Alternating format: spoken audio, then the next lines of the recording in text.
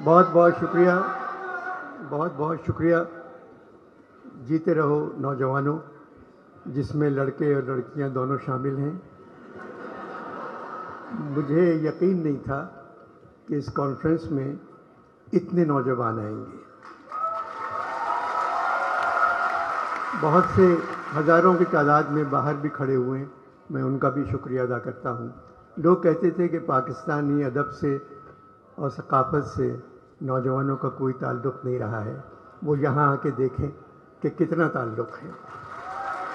इन 3 दिनों में कितने लोग आए, कितने बच्चे आए, मैं उन सब का शुक्रिया अदा करता हूँ। मैं पिछले 3 दिनों से लाहौर के सबसे पुराने होटल फ्लैटीज़ में ठहरा हुआ हूँ। 1880 में तामीर हुआ था। मेरे कमरे की सफाई करने वाली खातून मेरे ख्याल में इस होटल की पहली मुलाजिमा होंगी।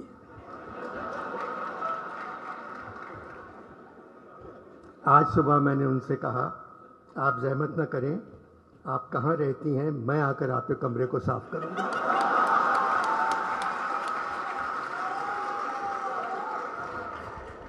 खामोश हो गई, फिर कहने लगी, अनवर साहब, बाला घर पर ही रहता है।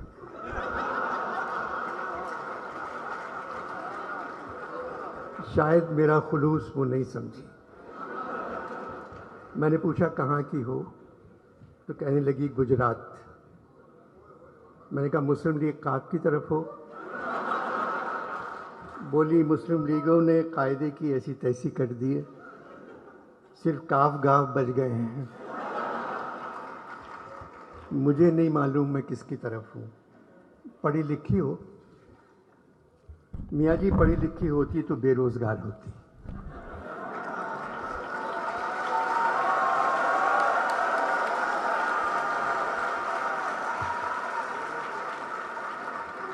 यहाँ तो तनख्वाह मिल जाती है।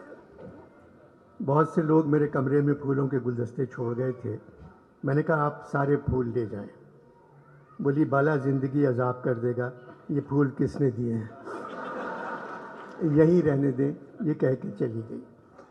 लाहौर में फूलों के मौसम की आमद है, मगर यूँ लगता है लाहौर के दिल वाले इस दफ़ा फूलों से कहीं ज़्यादा इलेक्शन के खिलने का इंतज़ार कर रहे हैं।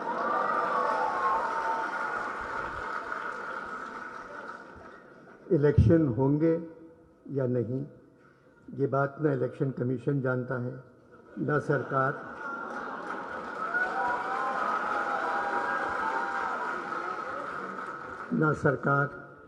न अदालत, न खुदा जानता है। सिर्फ फौज जानती है, मगर वो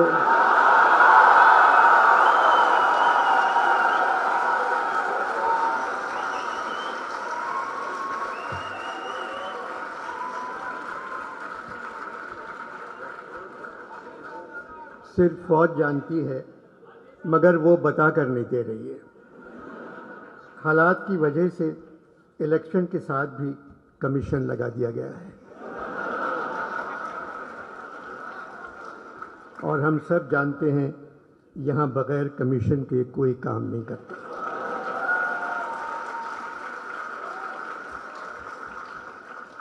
Pakistan literature festival, Karachi art council के सदर मोहम्मद अहमद शाह रंगीले नहीं हैं, बहुत अच्छे इंसान हैं, मज़दूरों से ज़्यादा काम करते हैं, हर सूबे के अदब को ज़िंदा रखना चाहते हैं, जो काम करना चाहते हैं कर गुज़रते हैं। शाह साहब के हाथ से माइक्रोफोन छीनना उतना ही मुश्किल है जैसे छोटे बच्चे के हाथ से झुनझुना।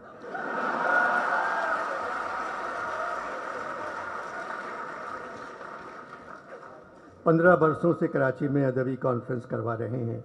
इस साल 3 दिनों में तकरीबन 60,000 लोग उस कॉन्फ्रेंस में आए। लाहौर में भी यही हाल रहा।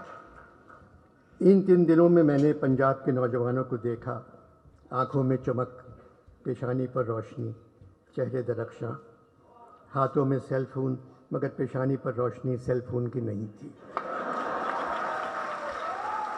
इनको देखकर मुझे ऐसा लगा पाकिस्तान का मुस्तकबिल रोशन है।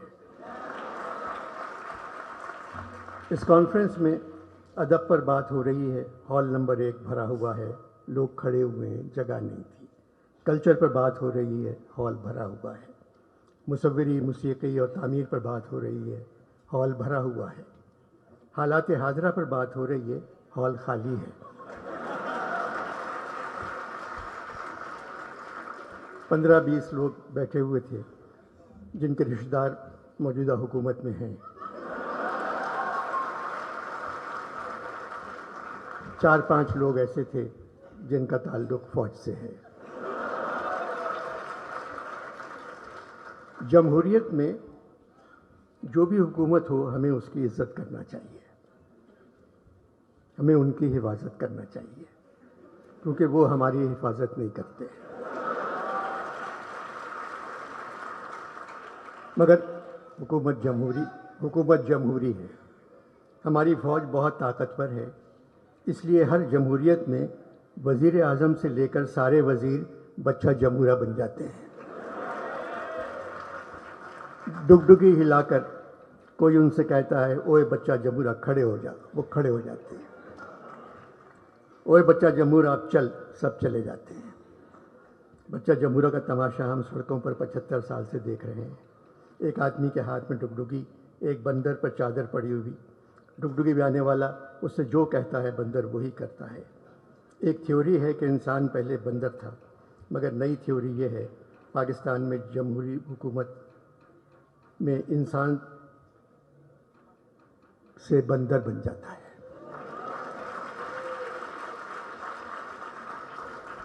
कसूर सिविलियन का है, वो कुछ अच्छा काम करके ही नहीं देते। हर हुकूमत ने जितना अपना ख्याल रखा, उसका आधा ख्याल भी अवाम का रखती तो मुल्क में माशाल्लाह कभी नहीं आता।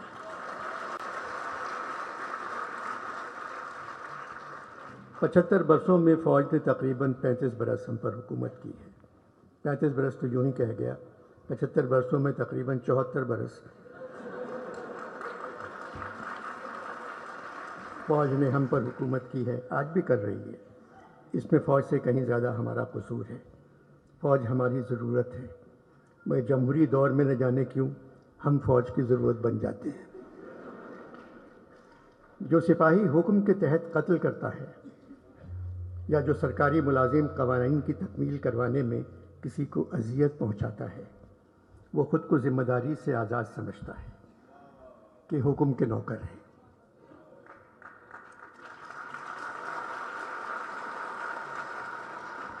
वो कहता है कानून हमने तो नहीं बनाया। वो ये भूल जाता है कि हर अमल एक अमल करने वाले की तरफ लौटता है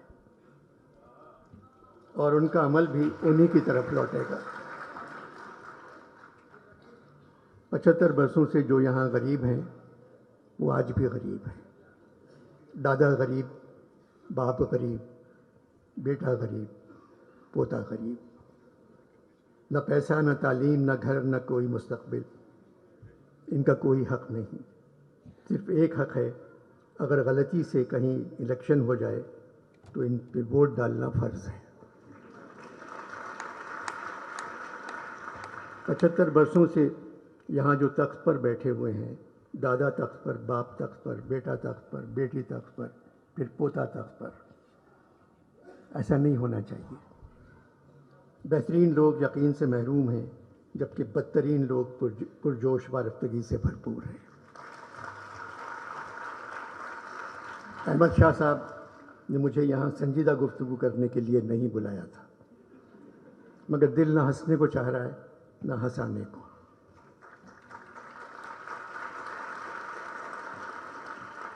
हिंदुस्तान में पठान ने तमाम रिकॉर्ड तोड़ दिए हैं। तारीख़ी कामयाबी। पाकिस्तान में पठान पर एफआईआर कटवाया।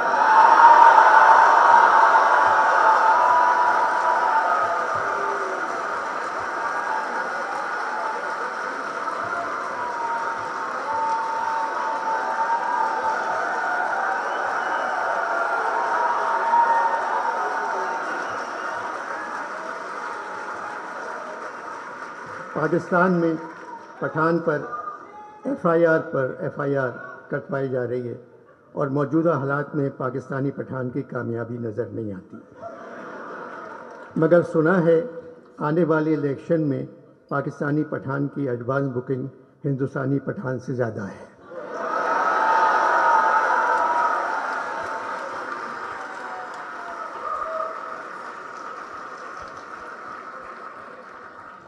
मेरा वतन पाकिस्तान नमक पैदा करने वाले मुल्कों में दुनिया पे दूसरे नंबर पे आता है, लेकिन नमक हराम पैदा करने वालों में नंबर 1 है।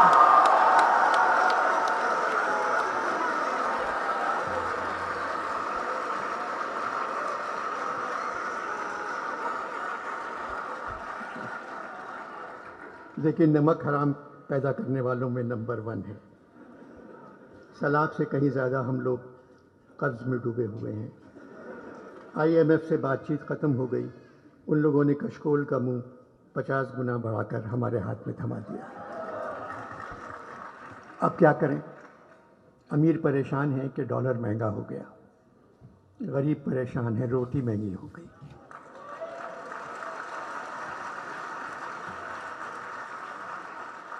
जो हाल इस वक्त पाकिस्तान के हर शहर का है, आगरे का भी यही हाल था।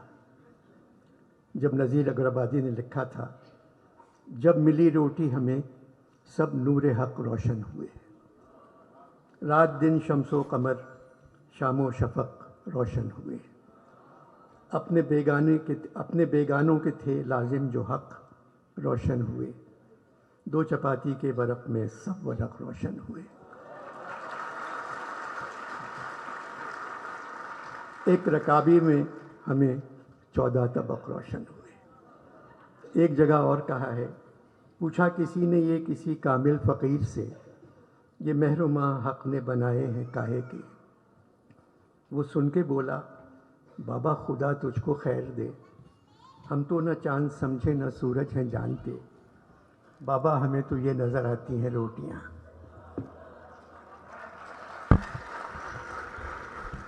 पचहत्तर सालों से जो भी हुकूमत आई, हमने सब्र से उसका मुकाबला किया,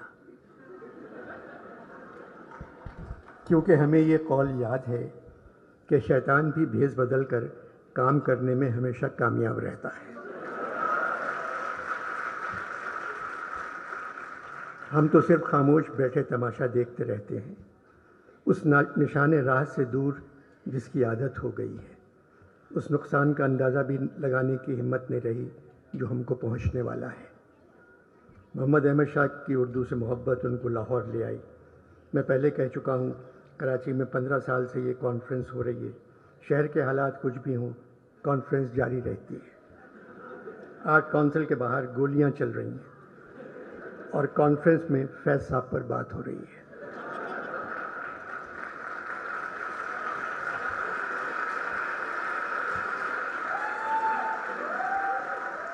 आर्ट काउंसिल के बाहर गोलियां चल रही हैं और कॉन्फ्रेंस में फैज़ साहब पर बात हो रही है।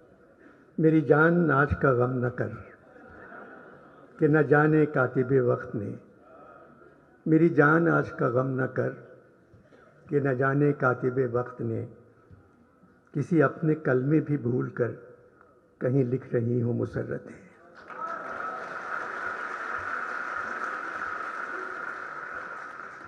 देर से आँख पे उतरा नहीं अश्कों का अज़ाब, अपने ज़िम्मे है तेरा कर्ज न जाने कब से। पैसा का कर्ज उनके आंसू थे, हमारा कर्ज बिल्कुल अलग है। मौसम गुल है लाहौर में। पैसा साहब ने कहा, ये मौसम गुल गरचे तरफ खेज़ बहुत है, ये मौसम गुल गरचे तरफ खेज़ बहुत है, अहवाले गुलो लाला गमेज़ बहुत है। फैज़ साहब सारी ज़िंदगी खिलाफ लिखते रहे, मगर बड़ी तहजीब और तमीज़ से। फिर भी कुछ लिखकर जेल चले जाते थे। ज़िंदगी का तवील हिस्सा जेलों में गुजारा, मगर मैंने कभी उनको रोते नहीं देखा।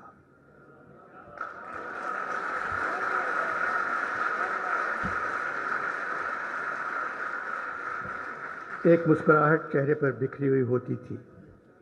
कहते थे, मुस्कुराने के अलावा और क्या कर सकते हैं, न हम बदल सकते हैं न ये लोग बदलने के काबिल हैं।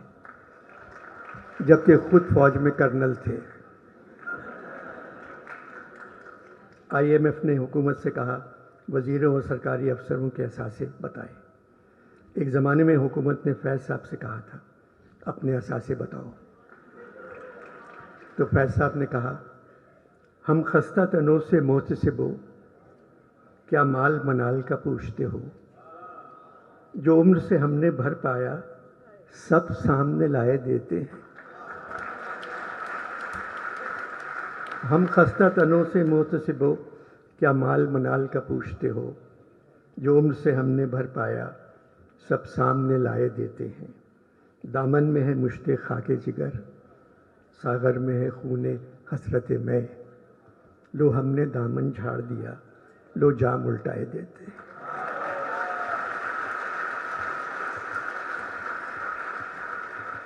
फैज़ साहब उसी सदी में पैदा हुए जिस सदी में इकबाल पैदा हुए थे। इकबाल इस सदी के सबसे बड़े शायर हैं। फिर फैज़ का नंबर आता है। फैज़ साहब ने अपनी दूसरी किताब का नाम दस्ते सबा रखा था। दस्ते सबा भी इकबाल के एक मिसरे से लिया था। इकबाल ने कहा, मैं सूरत गुल दस्ते सबा का नहीं मोहताज, करता है मेरा जोश जुनू मेरी क़बा चाक।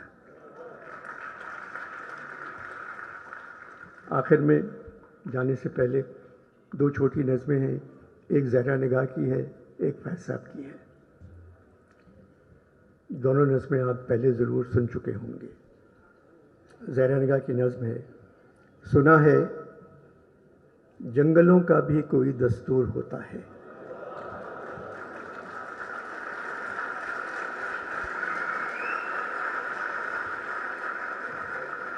सुना है जंगलों का भी कोई दस्तूर होता है। सुना है शेर का जब पेट भर जाए तो वो हमला नहीं करता। यहाँ शेर से मुराद नून नहीं है, असली शेर है।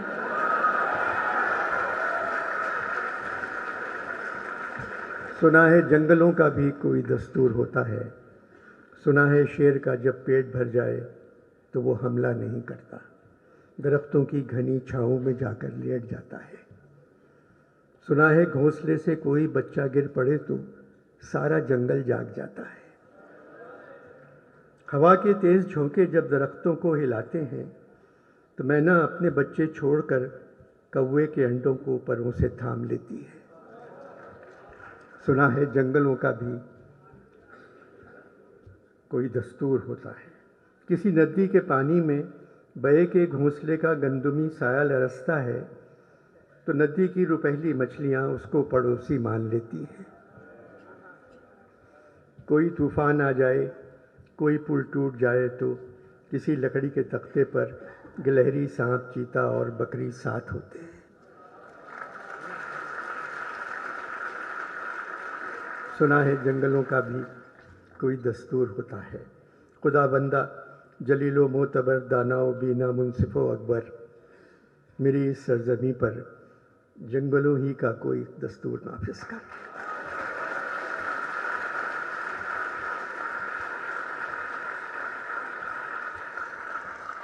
फैज़ साहब की आखिरी नज़मों में से एक है, छोटी सी नज़म है। मेरी तेरी निगाह में जो लाख इंतज़ार है, मेरी तेरी निगाह में जो लाख इंतज़ार है, जो मेरे तेरे तन बदन में लाख दिल फिगार है, जो मेरी तेरी उंगलियों की बेबसी से सब कलम नज़ार है, जो मेरे तेरे शहर की हर एक गली में मेरे तेरे नक्श पा के बेनिशा मज़ार है। अब इसके बाद चाहे पर्शियन पोइट्री हो, चाहे फ्रेंच पोइट्री हो, अंग्रेज़ी हो, ये तशबीह आपको कहीं नहीं मिलेगी जो फैज़ साहब ने दी है। जो मेरी तेरी रात के सितारे ज़ख्म ज़ख्म हैं, सितारों के कोने निकले। जो मेरी तेरी रात के सितारे ज़ख्म ज़ख्म हैं, जो मेरी तेरी सुबह के गुलाब चाक चाक हैं। ये ज़ख्म सारे बेदवा, ये चाक सारे बेरुफू, किसी पे राख चांद की, किसी पे ओस का लहू, यह है भी या नहीं बता, यह है कि महज जाल है मेरे तुम्हारे अनकबूते वहम का बुना हुआ। अनकबूत मकड़ी के जाले को कहते, मेरे तुम्हारे अनकबूते वहम का बुना हुआ। जो है तो इसका क्या करें, नहीं है तो भी क्या करें, बता बता बता।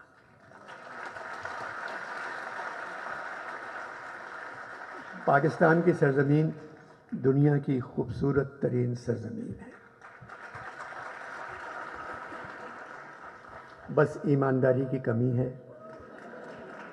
बेईमानी की ज़्यादती है, तालीम की कमी है, जहालत की ज़्यादती है, तहज़ीब की कमी है, बद तहज़ीबी की ज़्यादती है, सच्चाई की कमी है, झूठ की ज़्यादती है, वफ़ा की कमी है, बेवफाई की ज़्यादती है, इंसाफ की कमी है, नाइंसाफ़ी की ज़्यादती है, इज़्ज़त की कमी है, बेइज़्ज़ती की ज़्यादती है। इस सिस्टम को सिर्फ मेरे मुल्क के नौजवान बदल सकते हैं जो आज यहाँ मौजूद हैं।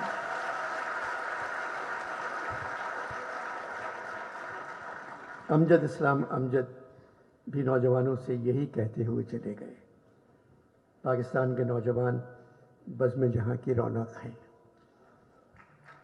नज़ीर ने कहा था, रहें वो लोग जो बज़्म जहाँ की रौनक हैं, हमारा क्या है अगर हम रहे रहे न रहे। पाकिस्तान जिंदाबाद।